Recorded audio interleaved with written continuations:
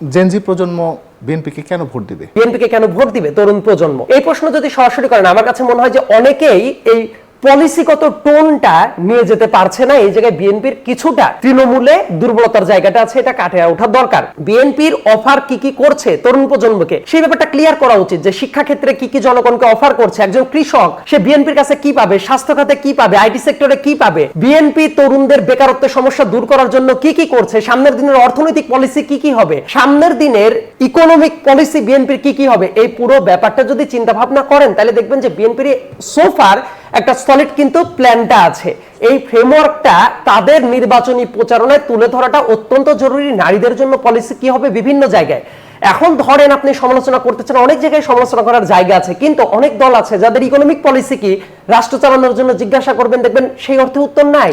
So বিএনপির উচিত হলো এই পলিসি নিয়ে জেনজিকে আশ্বস্ত করা যে এটা করাই হবে, এবং একই সাথে নিজের দলের ইন্টারনাল ডেমোক্রেসিটাকে শক্তিশালী করা, ডিসিপ্লিনারি গ্রাউন্ডকে শক্তিশালী করা। এটা যে করা হবে, এই ব্যাপারটা যদি পৌঁছে দেওয়া যায়, অবশ্যই তারা ভোট দেওয়ার জন্য আকৃষ্ট হবে।